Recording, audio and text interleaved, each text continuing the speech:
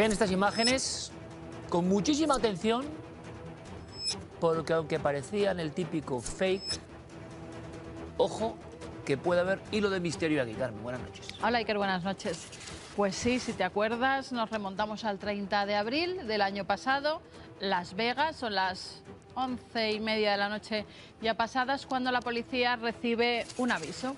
Un aviso de una familia que está muy asustada porque ha visto una serie de luces en el cielo que hasta la cámara que llevan los policías allí en Estados Unidos siempre logra captar ese objeto volante no identificado, que luego durante la noche mucha más gente llamará para informar de que se está viendo algo. Pero esta familia lo que dice que es que a raíz de que ha visto esa luz, ha oído unos ruidos en la parte trasera de su vivienda, ha ido allí y se ha encontrado con unos seres como de 2,5 metros o más de alto. Ellos decían 2,5 metros, 3 de alto. Se ve como en las imágenes logra captar algo que se mueve entre las vallas, pero se asustan tanto al verlo porque entran los tres, incluso uno se ve que lleva el arma, creía que eran ladrones lo que habían entrado. Saca el arma y les asusta tanto lo que ven que se dan la vuelta. Llaman a la policía y les están diciendo, pues tengo intrusos, pero es que estos intrusos no son ladrones, son lo que creemos que son extraterrestres. Vale, se han analizado las imágenes durante todo este año. Scott Roder, que es uno de los analistas informáticos y de vídeo que se dedica, sobre todo en Estados Unidos, a todo este tipo de imágenes, no ha logrado encontrar el fraude. No hay fraude. Dice que no es oficial, sino es una investigación civil. Sí, sí, lo que la policía... Está el informe policial, ¿eh? El informe policial sí que está... Cuando lo vimos en su día pensábamos que era una operación típica de estas de marketing viral o alguna cosa de esas. Pero no. No, absolutamente no. Hay que saber más de esto. Es más, la gente estaba aterrorizada. O sea, los dueños de esa vivienda estaban aterrorizados y salieron que no querían volver a entrar en su casa. Es más, durante mucho tiempo tuvieron mucho miedo y pone la prensa que dormían asustados. Hay que hablar con estas personas si quieren hablar y hay que hacer algo sobre esto. Claro, para saber qué ocurrió. Ahora al decir esto es verdad que las imágenes no hay trucaje ninguno, se ha visto que no están editadas de ninguna de las formas, y eso contando con que además hay una grabación oficial captada por las cámaras de las fuerzas de seguridad, que sí que es cierto que se ve pues un objeto volante justo encima de la casa. Qué raro, permítanme que abramos ahí un tiempo de pesquisas y vemos a dónde nos lleva esto. Precisamente este programa lo que tiene es que, sobre todo en la sección con don Guillermo León y aquí en Mystery News, que la hemos incorporado, pero lleva desde el principio, es más, yo creo que es la única sección que lleva desde el principio. Espectadores, ni siquiera había comentario, ni siquiera... Es la única que está desde el principio. Noticias yo creo que sí que había, ¿no? Sí, pero no igual. Entonces, ¿qué ocurre? Que llevamos 20 años analizando fotos. Luego les cuento algo allá arriba. Porque estamos en una sociedad del clickbait, donde todo es el titular y a veces no se miren lo que hay. Cierto es que puede llevarse a veces la prensa a engaños, lógicamente, si en nuestras redes sociales. Voy a contarles una pequeña historia. Las redes sociales de Nada del Misterio son mías, yo siempre escribo, excepto cuando se emiten los programas, por cuestiones obvias, no puedo bilocarme, y es una vieja tradición, porque yo estoy el domingo, que es grabado Cuarto Milenio, ustedes lo saben de sobra, yo estoy en mi cocinica, tú lo sabes, y estoy analizando y poniendo de los nervios a mis amigos Diego Marañón, Camilo Rey y Juan Berrueta. Poniéndoles de los nervios porque vuelvo a reanalizar todo y es terrible. Y también les felicito. Y en ese periodo, quiero para que ustedes lo entiendan, Guillermo y Diego van soltando titulares de lo que va pasando. Les cuento esto porque mucho lelo y mucho poco enterado ha utilizado muchas veces tweets que perseguían que ustedes vayan viendo el tema. En el fondo es un poco clickbait también, hay que entrar en medio culpa, pero es contar los casos y luego se resuelven. Cogían solo el tuit correspondiente de misteriosa luz, que es como nos manda el espectador, por ejemplo en Granada, y nosotros luego damos unas explicaciones, o a veces el público. Entonces me encuentran en la prensa Iker, bueno, sí, claro, Nada del Misterio. No es Iker exactamente, pero bueno, da igual, yo soy el director y es así. El asunto es, ese barco en la costa genera un efecto en un espectador que no sé identificarlo. Guillermo lo analiza y contamos, puede ser efecto espejismo, puede ser un barco. Da igual, la gente se ha quedado con un titular. Entró en el mea culpa porque esa es la forma de ver también, y por eso el éxito de Cuarto Milenio en las redes. Vamos sacando las cosas. ¿Tú te acuerdas lo de la mendiga de Cuenca, la paliza que nos dieron? Luego les comento. Madre mía. Que nosotros resolvemos las fotos con su ayuda y con nuestro equipo. pero a veces parece que hay mucha ganas de sacar un titular espectacular y que se ha equivocado. Poco menos que yo estaba ahí en la playa generando las luces. ¿Me entienden, no? Bueno, lo que sí hacemos es siempre contar con todos ustedes y están líneas de contacto. ¿Por qué? Porque ustedes muchas veces son los que directamente, como Carmen ha dicho desde hace 20 años, y hemos resuelto 3000 fotos, vayan al lugar, comprueben lo que es, hagamos equipo y sacaremos el misterio. Si usted solo se queda con extraña luz, extraña figura, claro, eso era al principio. Luego este equipo es el que resuelve. Y si no lo hacen es porque no en el programa. Y el gran problema es que se habla del programa sin verlo. Pero bueno. Y si no sabemos lo que es, lo decimos. Como siempre lo hemos dicho. Esto sí sabemos lo que es. Pero es Esto sí espectacular. sabemos. Porque muchas veces nuestros queridos milenarios aportan cosas que no solo son misteriosas, son maravillosas. Como esto. Fíjate, nos ha mandado la filmación desde la estación de Locau en Valencia de esas tremendas auroras boreales Qué amigos los de Locau, se han hecho ya que se socios de este vieron equipo. el viernes 10 de mayo, cuando el Centro de Predicción del Clima Espacial de la Administración Nacional Oceánica y Atmosférica incrementaba la advertencia de esa tormenta solar con su máxima categoría. Pues en España, esta Agencia Estatal de Meteorología corroboraba estos datos y muchos amigos nos enviaban sus imágenes, Precioso. sus fotografías espectaculares. Fíjate, nos han mandado desde Santa Cruz de la Sierra en Cáceres, desde Segovia, desde Valdehermoso en Mallorca, desde Liceñena en Zaragoza. Me gusta mucho que digan los sitios.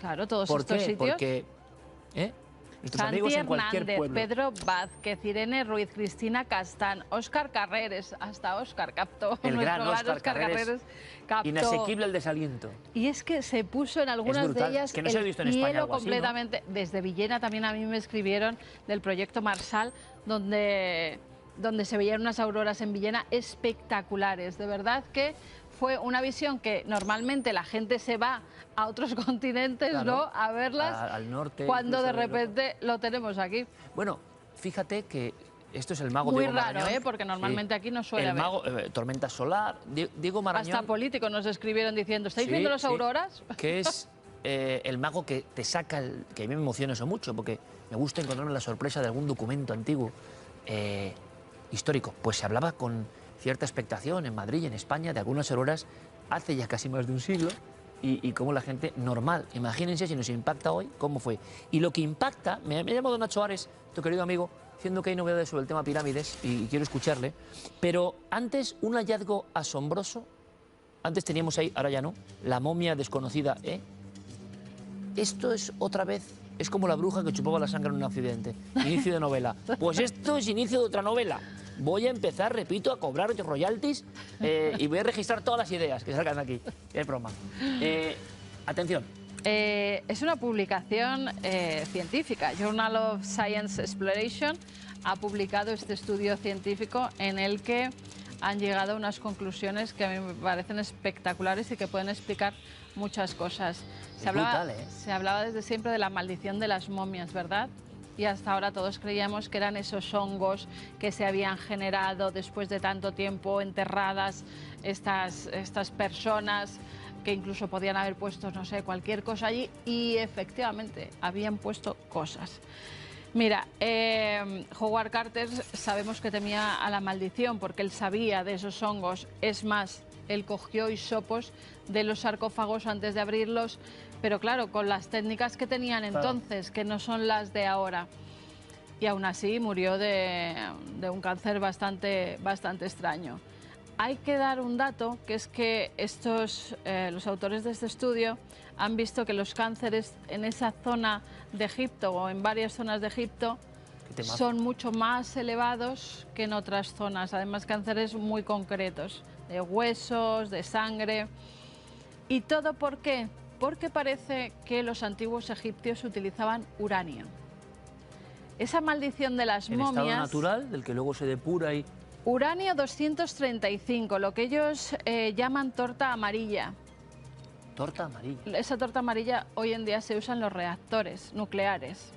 Bueno, pues ponían esa torta amarilla, ese uranio, en algunas zonas. Por ejemplo, en Giza había 2 zonas que daban una alteración radioactiva muy alta y no sabían por qué, hasta que fueron hasta allí y comprobaron que 2 sarcófagos que están debajo de unos túneles, están perfectamente identificados, daban unas radiaciones pero como 100 veces más altas que cualquier otra cosa. ¿Por qué? Porque habían tenido o habían estado en su interior ese uranio. Se cree que las mastabas, que ellas, sobre todo en los textos egipcios, se decía que al lado de las mastabas no se podía ir porque estaban los djinns, estaban esos espíritus malvados, ¿no?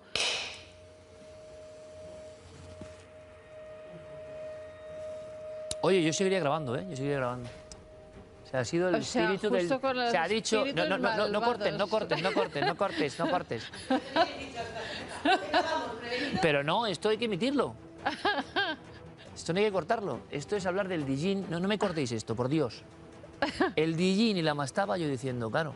Yo estaba pensando, el Dijin es en época posterior, árabe, y le cogen miedo, y tú y yo hemos estado en Egipto grabando, le cogen miedo a ese territorio arqueológico. Esto es buenísimo, hay que llamar a Nacho Ares y hacer algo de esto. Porque los espíritus andan por ahí. A veces el espíritu es la enfermedad, el efluvio maligno. Claro, o porque ya sabían que la gente que entraba allí, al poco tiempo... Y por eso la señal también. Al poco, esperemos que no, que no se nos caiga nada por encima. Y por eso la gente que entraba allí moría al poco tiempo. Por eso la gente empezó a cogerlo miedo y por eso en los textos egipcios decían que las mastabas estaban malditas y que algunos sitios estaban malditos. Lo que era el uranio.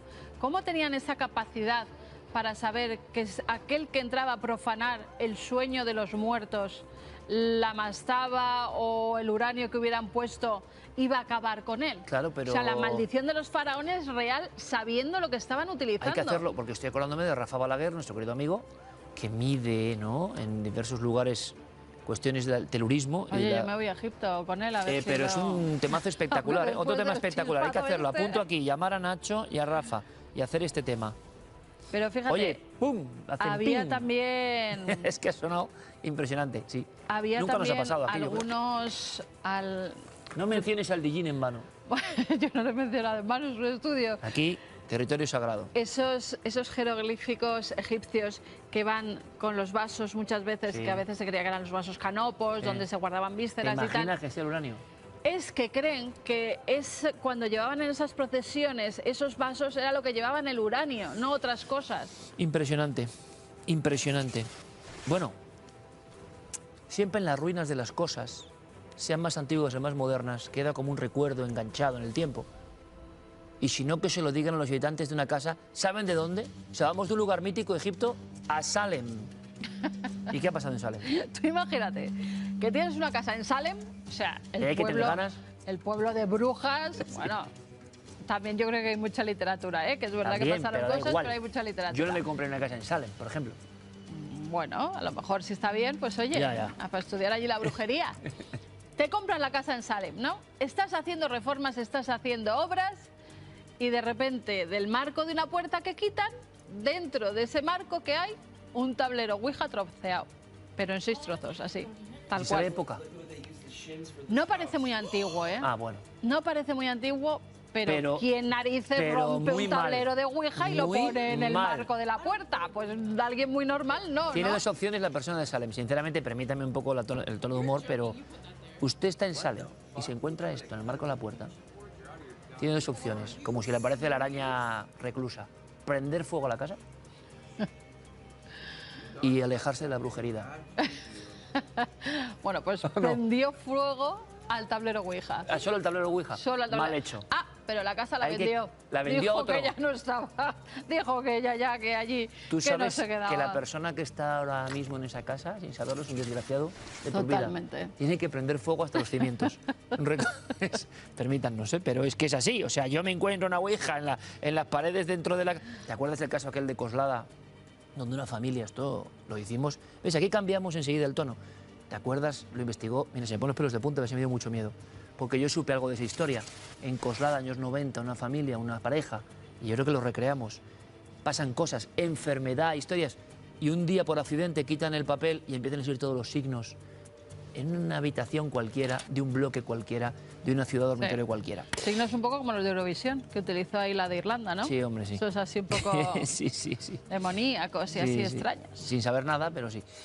Sol. ¿Quién sabe con esa Sol. cara? El Sol. Pues el Sol nos ha dado, el Solar Orbiter de la ESA ha captado imágenes únicas hasta el momento. Tú fíjate, 1 millón de grados Celsius, la cámara que se acerca lo más que puede para grabar estas imágenes. Es como Ícaro la cámara, del Sol. o sea, se va a derretir. Se va a derretir totalmente.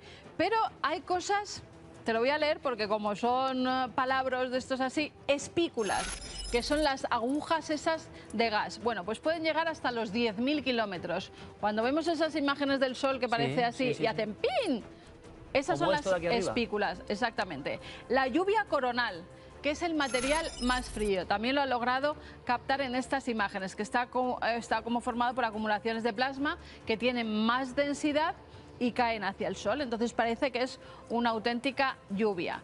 Luego también estructuras del Sol que parecen musgo.